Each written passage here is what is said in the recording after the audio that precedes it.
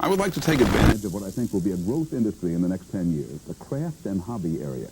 As technology makes the paint, glues, plastics, and tools more fun to work with and provides more satisfying results, I anticipate much wider markets for all products. What stocks would be best to start with? Well, I found three that might be interesting. One of them is moving along very rapidly, called Michael's Stores, traded over-the-counter symbol Mike, M-I-K-E. They just had a super quarterly earnings report, and the stock is up sharply, so you might want to be cautious. In the middle of the pack comes Candycraft on the New York Stock Exchange, symbol TAC. Also done very well. That stock has done quite well this year. And then there's the turnaround candidate of the group called General Host, symbol GH, trading around $8 a share. So one or a package of all three might just fit the bill. All righty, no guarantees from the management, but if you're looking for a little home improvement for this old house, we'll try to teach you the drill.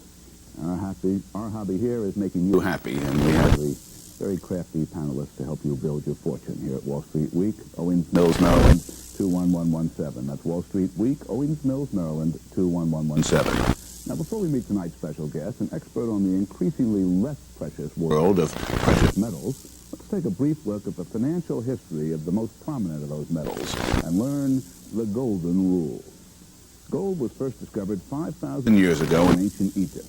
Pharaohs and temple priests loved to adorn themselves with it, but they didn't use it as money. For that, they preferred barley. Another 2,300 years went by before the minting of the first coins made partly from gold. In Lydia, a kingdom in Asia Minor. This was such a shining success that later in the 6th century B.C., Lydia produced the world's first pure gold coinage. Gold thrived through the centuries. The gold ducat, introduced by Venice in 1284, became the world's most popular coin for more than 500 years.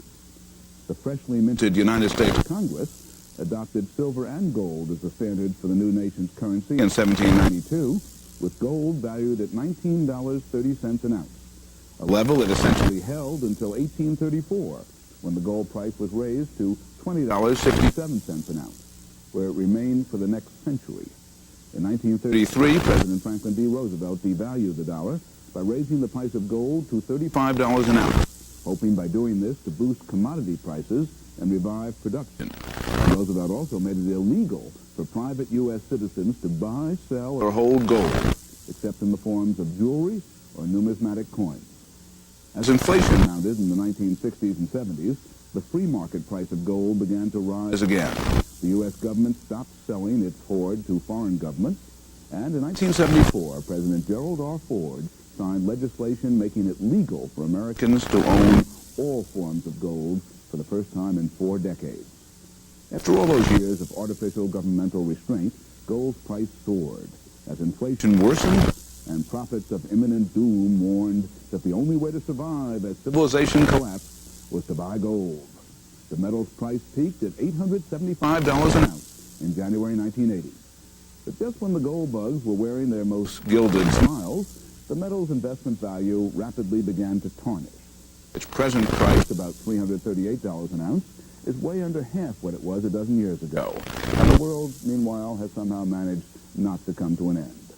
Will gold ever come back? Or is it now good only for jewelry, new-fashioned electronics, and old-fashioned mouths? In search of some precious insights, let's go over now and meet tonight's special guest, Edwin Arnold. How are you, Ted? We're delighted you could be with us tonight. Very nice to see you. Please have a seat. Edwin Arnold is known as Ted in all the 3 continents where he has learned the gold mining trade, a career that includes journalistic stints on the Rand Daily Mail in Johannesburg and as mining editor of the London Daily Telegraph. Internationally known for his expertise on the metals, and I include those theoretically precious and otherwise, he joined Merrill Lynch 15 years ago and is the firm's senior metals analyst based in his native England. Ted, in recent years, we have seen everything from a stock market crash to a worldwide geopolitical upheaval. All the things that gold bugs thought would cause gold to skyrocket, none of it happened. Why was gold such a flop? Well, I think you had some very major changes since the booming days.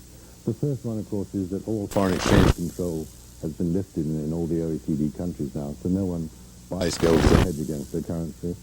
Secondly, inflation is now looked at as public enemy number 1 by the central bankers, and you have real returns on money. And of course, the other thing is financial futures markets. I mean, everyone can now have a one-on-one hedge with the financial futures. Bond markets, you can hedge your risk on that, or you can do the S&P 500. Okay. So gold's not needed as a hedge. Gold is not needed as a hedge against inflation because there is not much inflation. What will bring gold back?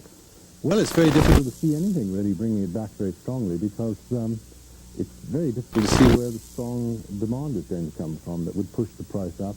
Certainly you can't see much happening on the supply side. Will the price go lower? It could go lower. At present, there seems to be just enough demand, physical demand, to hold it. But who knows? It could go another $20 down, something like that. Many analysts for years have told people they ought to hold at least some gold as a hedge. What's your view on that? Oh, I think that's... I certainly wouldn't recommend that. I wouldn't have gold as a hedge. No. Is there any metal that you think is more attractive than gold at this point? Well, I mean, you're looking at the base metal. That's a different matter. I mean, you could actually put some stock investment into some of the base metal shares.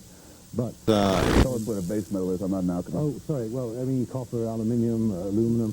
I mean, those I think have quite promising futures over the next 2-3 years. Is that because you see an economic pickup? Yes, economic pickup, and also the fundamentals are quite constructive in both those markets. And you know, it's quite tight supply, particularly in the case of copper. Before we leave the so-called precious metals, anyone who turns on a cable television program these days is liable to see some guy telling them that silver is about to skyrocket. Is your view on silver equally gloomy?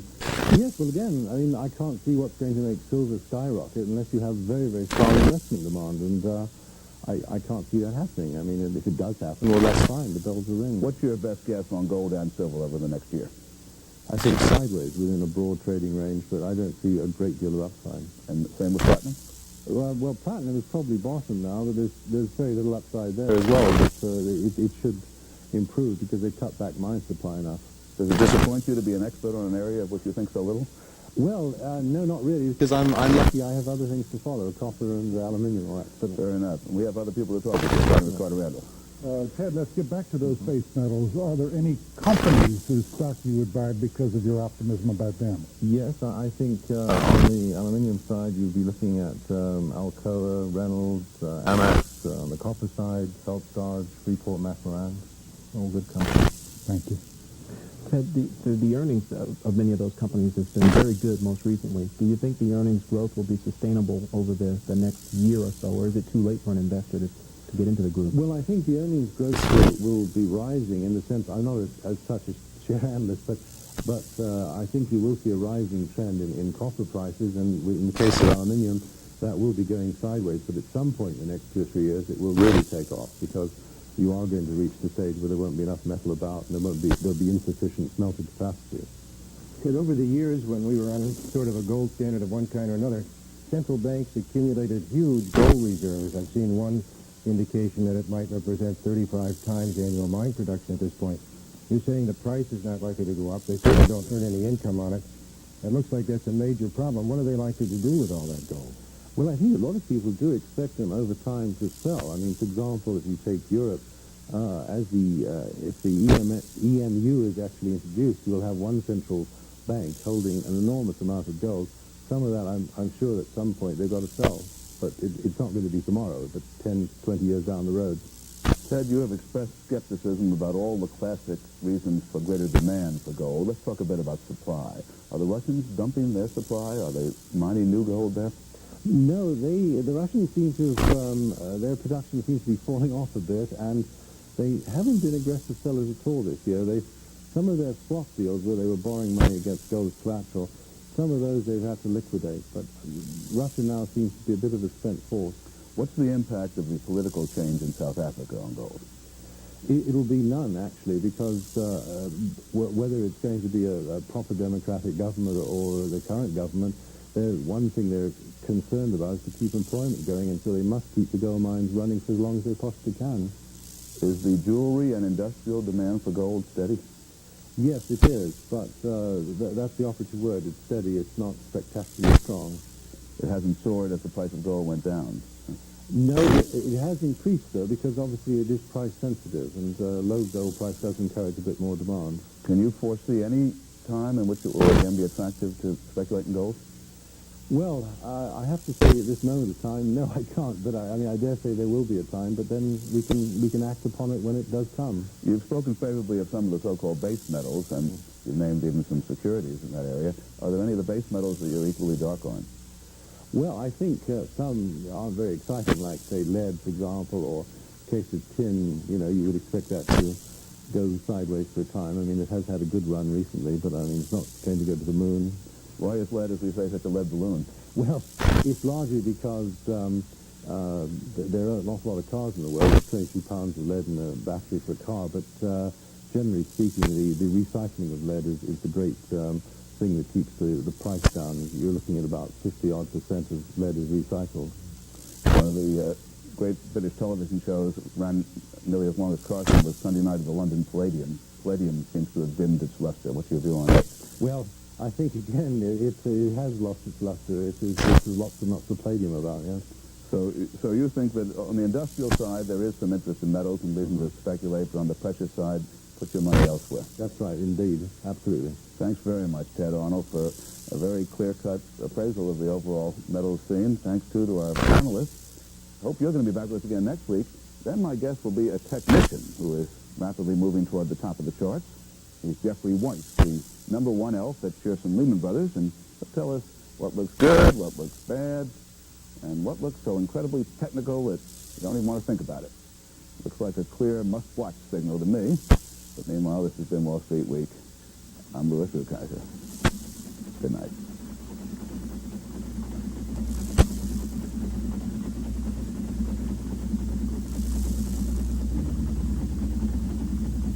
Wall Street Week with Louis Rukeyser has been made possible by the Corporation for Public Broadcasting and by the financial support of viewers like you. By The Travelers, providing American business with insurance, investment services, and managed health care. The Travelers. And by FGIC, a GE Capital company helping provide financial strength, security, liquidity. FGIC AAA bond insurance, tomorrow's security. And by Prudential Securities, rock solid, market-wise. Prudential Securities, celebrating 10 years on television with Wall Street Week with Louis Rukeyser. For a printed transcript of this program, send $5 to Transcripts. Wall Street Week with Louis Rukeyser, Owings Mills, Maryland, 21117. Transcripts are also available to subscribers of the Dow Jones News Retrieval Service. Over the weekend, news takes on a different pace and a different feel. Wake up to Weekend Edition, Saturday mornings from 8 to 10 and Sunday mornings from 10 to noon on 89.5 WHRV FM, National Public Radio for Hampton Roads.